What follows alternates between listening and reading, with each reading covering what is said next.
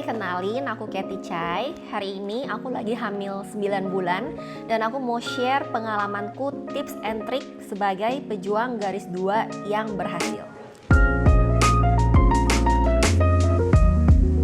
Ini based on true story ya guys. Aku sendiri baru menikah di usia 35 tahun plus. Tentunya kita sempat kepikiran, apakah masih bakal bisa punya anak nggak nih gitu. Because as we know, kesuburan dan kualitas sel telur wanita menurun setelah usia 35 tahun.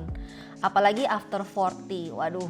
So, untuk backup plan tentunya Cathy juga suggest untuk frozen egg, terutama untuk wanita yang bila di usia 35 tahun belum menikah.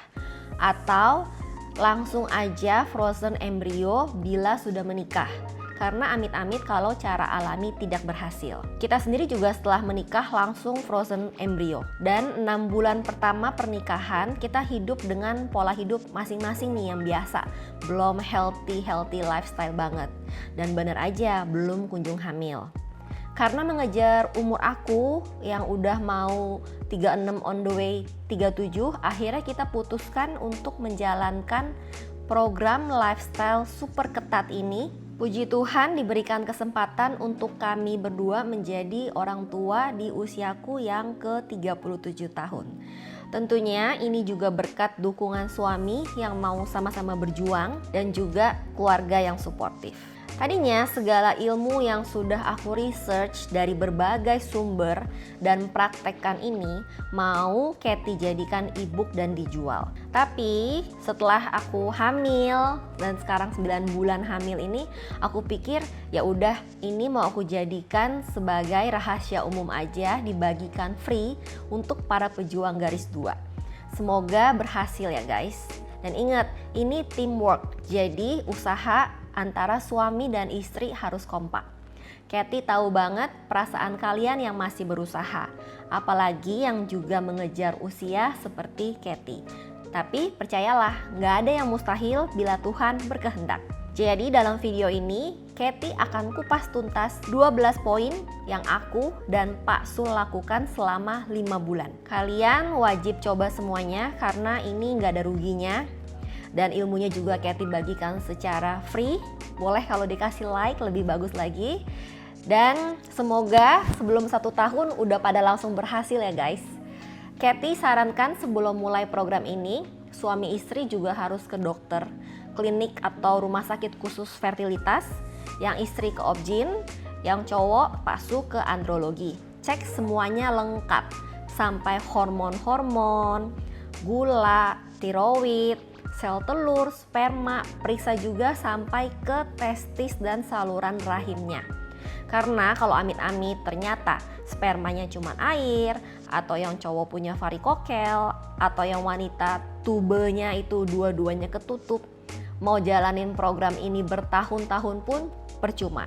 Butuh tambahan booster dan tindakan khusus dari dokter. Tips pertama, jaga kulit, mulut, dan juga hidung dari segala macam produk yang mengandung kimia dan zat-zat yang berbahaya untuk fertilitas. Untuk kulit, aku pribadi benar-benar stop segala macam skincare.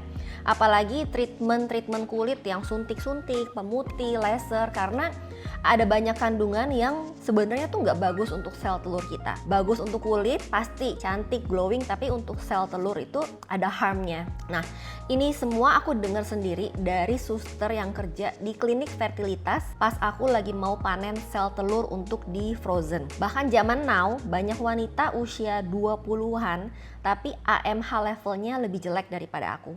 Kalian bisa Google sendiri apa itu AMH. Nah, kata suster ini yang pernah ikut meeting para dokter fertility expert, dia sebelumnya kerja di RS Bunda, terus pindah ke Bocah Indonesia. Bahkan pas mau diambil sel telur aku hari itu, kita ada notesnya, dilarang pakai lotion, parfum, dan lain-lain karena bisa mengganggu kualitas sel telur yang akan dipanen. Begitu juga dengan Pak Su itu dipanen spermanya gitu. Pas hari itu dia nggak boleh pakai parfum, apalagi tangan bekas rokok, dia nggak boleh, harus steril. Jadi sebenarnya banyak zat yang mungkin emang bagus untuk kulit, untuk kecantikan, tapi itu berbahaya untuk fertilitas. Jadi harus pilih nih prioritasnya apa. Contohnya kayak retinol, BPA dari packaging plastik, phthalates kayaknya bacanya gitu ya, yang wangi-wangian gitu, SLS, salicylic acid dan lain-lain. Kalaupun kamu nggak bisa hidup tanpa skincare, pakai aja yang bumil friendly. Jadi kita perlakukan diri kita layaknya kita udah hamil. Cuma kalau aku waktu itu karena males ya, aku males periksain ingredients setiap botol. Jadi aku langsung aja aku stop semuanya. Kecuali sampo, sabun, odol itu kan mau nggak mau tiap hari harus pakai. Jadi aku tetap pakai. Aku pakai yang non SLS dan bumil friendly. Oh iya, beneran stop juga aku pakai parfum, nggak pakai sama sekali. Untuk mulut dan hidung, berarti apa yang kita makan dan apa yang kita cium. Calon ayah dan calon ibu wajib hindari alkohol, rokok, itu bener-bener merusak sperma. Apalagi kalau si calon ayah bukan umur 20-an ya. Ingat, jangan samakan diri kalian dengan anak muda umur 20-an. Mereka itu mau tiap hari bergadang, mau mabok, mau rokok, mau nggak healthy lifestyle pun tetap bisa cepet hamil. Bahkan pernah dengar nggak yang namanya hamil gara-gara mabok? Eits, tapi tidak begitu ya guys. Kalau umur kamu udah menjelang 40 tahun, kamu perlu jaga diri ekstra. Ingat, kamu udah nggak muda. Begitu juga dengan kualitas sel telur dan sperma kamu. Kalau nggak percaya, coba deh cek yang namanya DNA fragmentation khusus sperma. Nah itu ketika masih sering konsumsi alkohol dan rokok dibandingkan kalau sudah 3 bulan atau 6 bulan berhenti alkohol dan rokok, pasti hasilnya beda. Dokter bilang ke kita bahwa pabrik sperma pria itu diproduksinya tiap 3 bulan baru dia ganti stok yang baru nih. Walaupun dikeluarinnya mungkin 2 hari sekali atau beberapa hari sekali. Jadi jangan baru berhenti 1 minggu udah langsung cek DNA fragmentation lagi karena hasilnya nggak akan berbeda. Terus hindari juga kopi, teh, mie instan, makanan tepung, fast food, pizza, burger, ciki, sosis. Pokoknya semua makanan yang enak-enak itu, minuman kaleng soda, ayam suntik, sosis, nugget, itu semua aku nggak makan selama 5 bulan. Pak Su juga nggak makan. Kita makan yang real food aja, daging, buah, sayuran gitu. Buat aku sendiri yang paling susah menahan diri untuk nggak minum teh, apalagi matcha ataupun boba. Karena biasanya dulu aku kalau makan Chinese food tuh, tehnya itu 1 teko bisa 4 kali refill buat aku sendiri yang minum. Begitu juga kalau minum matcha di restoran Jepang, refillnya berkali-kali. Tapi kalau emang sulit banget menahan nafsu gitu ya udah aku cheatingnya 3 bulan 1 kali aja. Dan itu cuman maksimal 200 ml. Kedua adalah perbaikan sel telur dan sperma. Pakai semua makanan, suplemen yang baik untuk antioksidan dan fertilitas. Aku minum kaldu tiap hari selama berbulan-bulan. Selang-seling tuh, kaldu ayam kampung, kaldu sapi, kaldu ikan gabus, kaldu ikan salmon, semuanya tanpa micin dan tanpa perasa tambahan ya guys. Terus aku dan suami juga konsumsi sarang burung yang 90%. Jadi bukan yang banyak air atau banyak gulanya. Tiap 2 hari sekali aku juga makan alpukat, Pak Su juga. Waktu itu kita bikin jadwal, misalnya Senin, Rabu, Jumat sarang burung. Selasa, Kamis, Sabtu makan alpukat. Minggu sesuai selera, lagi pengen kaldu atau sarang burung atau alpukat. Jadi bener-bener selama 5 bulan ini kita berdua setiap hari itu healthy lifestyle. Jadi usahakan bener-bener setiap hari pasti makan buah. Kalau lagi nggak makan alpukat, kita makan buah-buahan lain yang warna-warni. Seperti apel, jeruk, pisang, kurma, beri-berian, mangga, tomat. Ingat, dimakan ya guys, dikunyah, bukan di jus. Tiap hari juga pasti kita ada makan sayuran hijau atau toge. Oh iya, tiap hari itu kita makan telur rebus 2 butir sampai bosen deh itu. Pokoknya tetap dimakan. Kecuali Sabtu dan Minggu kita nggak makan telur rebus, itu our free day. Pengen makan yang lain-lain baru deh makan ke mall gitu. Tapi tetap nggak makan pizza, nggak makan burger, nggak makan ciki, oke? Nggak minum soda, nggak minum kopi, nggak minum teh. Ketiga, ini dilakukan oleh Pak Sutri ya, wajib olahraga minimal seminggu 3 kali. Ini wajib biar stamina kita tetap bagus. Kalau aku pribadi, aku seringnya yoga atau gym. Sebenarnya bebas olahraganya apa untuk calon ibu. Asalkan jangan yang lompat-lompat atau lari-lari atau naik turun tangga ataupun ngangkat yang terlalu berat gitu. Misalnya 11 kilo gitu, 15 kilo. Kalau 1-2 kilo ya nggak apa-apa. Kecuali kalau lagi mens atau setelah mens, nggak apa-apa kamu mau olahraga yang berguncang, berlari, lompat-lompat, trampolin, itu bebas. Yang pasti pas sudah masuk masa subur, menjelang masuk masa subur dan udah berhubungan, olahraganya kembali ke olahraga yang tenang-tenang aja ya para ladies, seperti yoga, jalan kaki, gym yang ringan-ringan. Sedangkan untuk Pak Su, mereka tuh lebih bebas daripada kita. Mereka bebas dah mau olahraga apa aja. Oh iya, untuk calon ayah jangan lupa sehari-hari pakai celana dalam yang adem dan kurangi pakai celana yang ketat-ketat. Celana dalam, celana olahraga, celana jeans yang bahannya ketat itu meningkatkan suhu di area testis. Ini kata dokter ya, bukan kata aku. Dapat mengganggu produksi sperma. Disarankan kalau pria itu kalau mandi jangan pakai air yang terlalu panas, apalagi habis olahraga berendam air panas atau masuk sauna. Keempat, kita perlu rajin minum vitamin siang dan malam rutin. Thank you. Banyak banget kan ini kan. Nah, habis makan siang aku dan Pak Su minum yang namanya vitamin C 1000 mg. Terus vitamin D bebas ya, boleh Tride, boleh Proof D. Ini resep dokter, 5.000 soalnya. Terus udah gitu vitamin E, packagingnya aku nggak simpen, udah habis, udah dibuang. Terus folic acid. Folic acid ini walaupun gambar ibu hamil, tapi ini diminum dari sebelum hamil udah diminum guys. Selanjutnya setelah folic acid masih ada kalsium. Kalsium, nah ini nano kalsium. Kalau dari dokter, resep dokter Kal 95. Terus udah gitu abis makan malam aku minumnya magnesium omega 3. Oh, omega 3-nya udah aku buang packagingnya karena udah habis. Dan omega 3 itu cuma diminum sampai kehamilan 32 minggu. Dari program hamil sampai kehamilan 32 minggu. Karena sekarang aku udah hamilnya 36 minggu, jadi aku udah gak makan omega 3.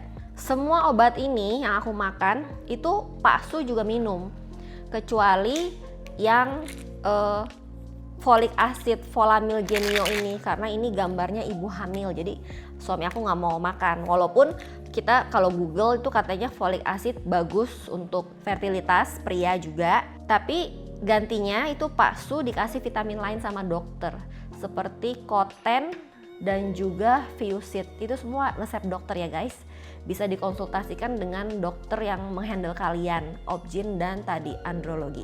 Ini semua nggak harus sama percis merek ini, kalian juga bisa beli di tempat-tempat lain ya, kayak Century, Guardian atau online. Pilih toko yang terpercaya, yang penting kandungannya sama. Kelima, itu aku dan suami juga minum yang namanya Asea, ini yang warna biru, setiap hari pagi-pagi pas perut kosong.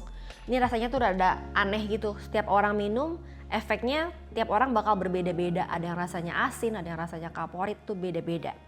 Kalau Pak Su minum tiap hari, kalau aku juga rutin minum.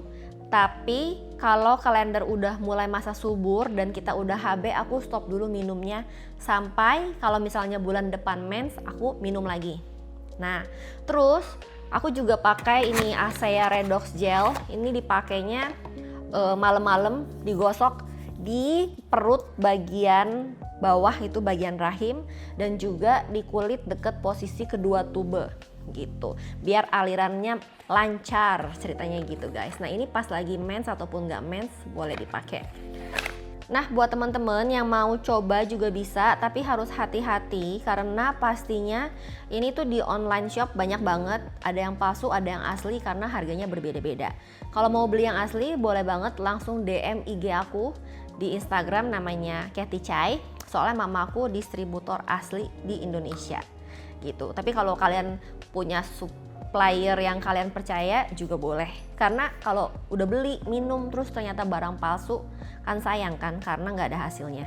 Oke, sekarang kita masuk ke pembahasan yang lebih dalam lagi. Tips ke-6.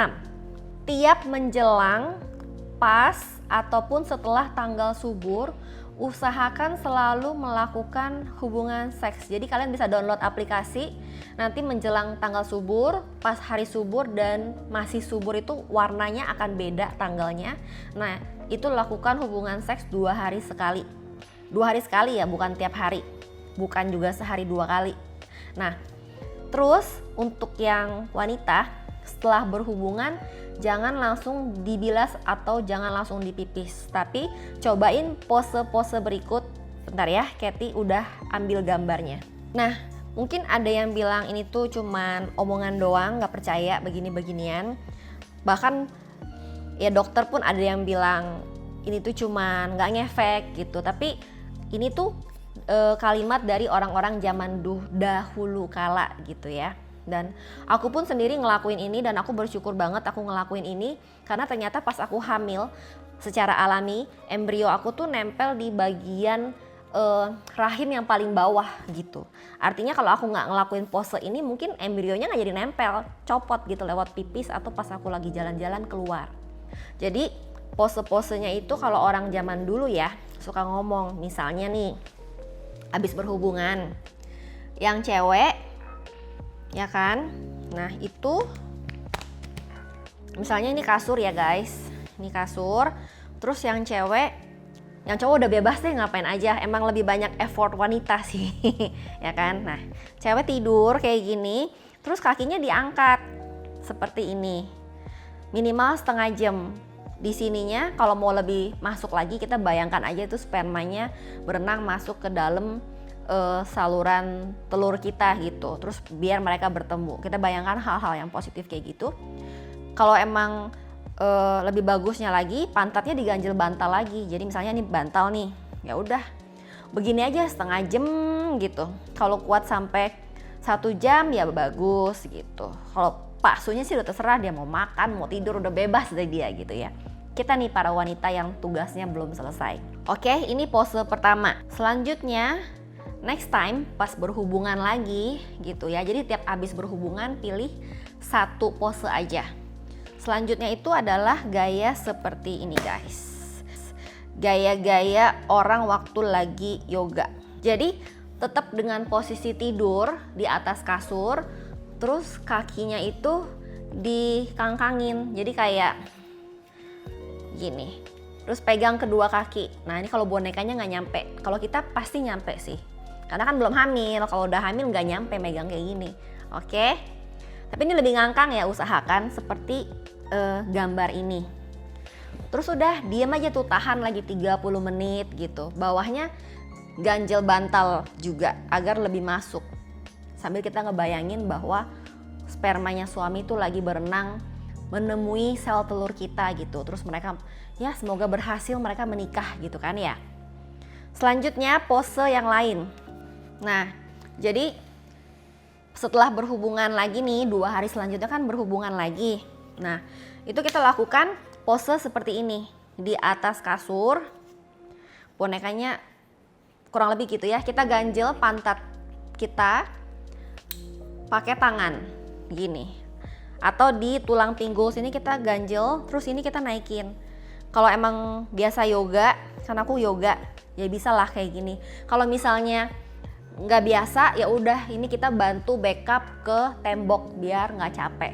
Di atas kasur ya, jadi kalau jatuh nggak sakit. Tahan kayak gini gitu, 30 menit. Pose yang lain ada lagi. Ini bener-bener semua aku lakuin loh guys. Ini bukan bohong, ini bener. Oke, selanjutnya kayak gini, tapi ini pas main yang selanjutnya lagi gitu ya. Jadi jangan 1 kali main terus 5 pose ini semua dilakukan, jangan pilih 1 aja. Terus diem kayak gitu 30 menit sampai 1 jam. Kayak gini. Jadi tangan lurus atau tangannya ngeganjel di pantat atau di tulang pinggang ini kalau misalnya nggak kuat, terus kakinya diturunin semua. Ya Pak Su kalau mau bantu boleh gitu ya, kurang lebih seperti ini. Nah terus selanjutnya untuk yang tubanya tertutup sebelah. Aku sendiri pun tubanya ketutup sebelah sebenarnya gitu. Jadi bisa hamil tuh mujizat banget ya. Karena kan jadi sperma masuk ke dalam rahim, terus udah gitu nanti spermanya milih nih mau berenang ke tube yang kiri apa tube yang kanan gitu. Lagi ada telur yang matengnya di kiri apa di kanan gitu. Kalau misalnya tube sebelah kanan yang mampet, terus ternyata sel telurnya yang lagi mateng di sebelah kanan, ya dia mau berenang pun spermanya nggak akan bisa ketemu gitu. Tapi kalau misalnya yang lagi mateng di sebelah kiri, itu tube yang bagus, ya dia berenang semoga ketemu. Jadi lakukan pose seperti ini ya kalau misalnya saluran tube kalian tertutup. Jadi setelah posisi seperti ini kalau di lantai lebih gampang guys, kalau di kasur susah.